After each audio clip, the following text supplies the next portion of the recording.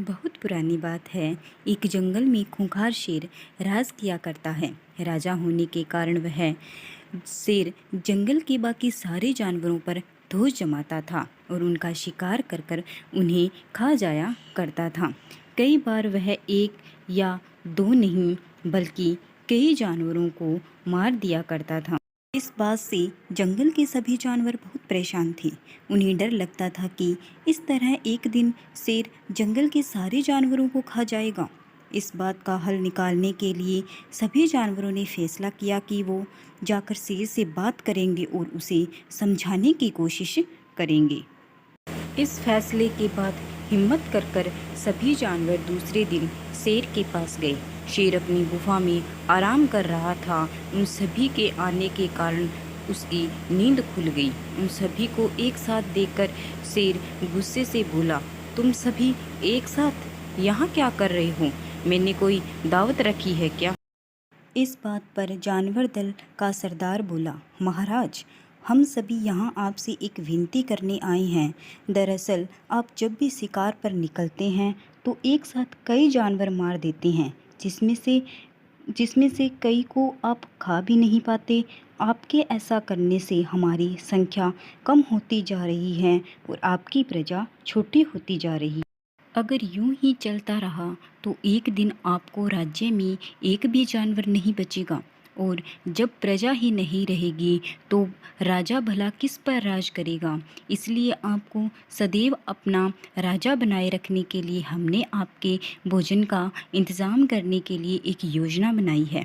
हमारा सुझाव यह है कि आप शिकार पर न निकला करें, बल्कि हम खुद रोज एक जानवर आपकी गुफा में भेज दिया करेंगे। इस तरह रोज आपका भोजन भी हो जाएगा, आपको मेहनत भी नहीं करनी पड़ेगी और आपकी प्रजा को भी राहत रहेगी। शेर को जानवरों की योजना सही लगी और उसने कहा, ठीक है, मुझे तुम्हारा सुझाव मंजूर है, लेकिन एक बात का ध्यान रखना, अगर किसी दिन मेरा भोजन आने में देरी हुई या भोजन कम आया तो मैं जितने चाहूँ उतने जानवरों को मार डालूंगा। जानवरों ने उसकी बात पर सहमति जताई और वापस अपने घर को लौट आई। उस दिन के बाद से हर रोज एक जानवर शेर की गुफा में पहुंच जाता और शेर उसे मारकर अपना भोजन बना लेता।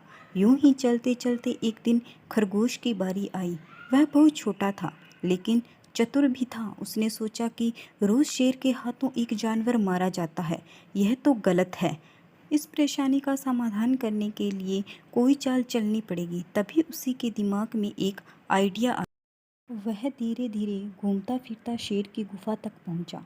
वहां पहुंचकर उसने देखा कि शेर आग बबूला हो रहा है। शेर ने जैसे ही खरगोश को देखा उसका गुस्सा बढ़ गया और वह दहाड़ कर बोला, तुम जरा से खरगोश मेरा पेट भरने आए हो और ऊपर से इतनी देरी से आए हो?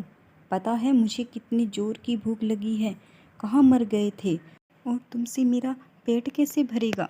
शेर को तिलमिलाया हुआ देख खरगोश बोला, महाराज, मैं आपकी सेवा में अकेला नहीं आ रहा था, बल्कि मेरे 5 साथी और भी थे। लेकिन महाराज, रास्ते में हमें एक और शेर मिल गया जो हमें खाने की जिद करने लगा। वह मेरे साथियों को मारकर खा गया। मैं किसी तरह अपनी जान बचाकर यहाँ आया हूँ। यह सुनकर शेर और ज़्यादा गुस्सा हो गया। वह बोला, एक और शेर? कौन है वह और मेरे जंगल में क्या कर रहा है? खरगोश ने कहा, महाराज, वह बहुत बड़ा शेर है और जब मैंने उससे कहा कि तुम हमारे महाराज का भोजन खा रहे हो तो वह बोला, आज से मैं तुम्हारा महाराज हूँ और मेरे अलावा इस जंगल में कोई और शेर नहीं रह सकता। मैं सबको मार डालूंगा। फिर आपको लड़ाई के लिए ललकारने के लिए उसने मुझे यहाँ भेज दिया। अच्छा, ऐसी बात है तो मैं भी तो देखूं कि ये कौन शेर है जो मेरे जंगल में आकर मुझे ही ललकार रहा है। ले चलो मुझे उसके पास। शेर ने गरजकर बोला और खरगोश के साथ चल दिया। खरगोश उसे जंगल के बीचों बीच मौजूद एक कुएं के पास ले गया और बोला, महाराज, वो इस गड्ढे के नीचे गुफा में रहता है। आपको आता देख शायद वह अंदर घुस गया होगा। दूसरे शेर को देखने के लिए जैसे ही शेर ने कुएं में झांका तो उसने अपनी परछाई दिखी और उसने समझा कि वह दूसरा शेर है। इसके बाद उसने दूसरे शेर को ललकारने के लिए जब दहाड़ मारी तो उसी की दहाड़ गूंजकर उसे सुनाई दी, लेकिन उसे लगा कि वह दूसरा शेर भी उसे ललकार रहा है। बस इतने में शेर को गुस्सा आया और उसने कुएं में छलांग लगा दी। छलांग लगाते ही शेर कुएं की दीवार से टकराया और पानी में गिरकर मर गया। यह खबर जंगल के बाकी जानवरों को मिली तो सारे बहुत खुश हुए और खरगोश की जय जयकार करने लगे।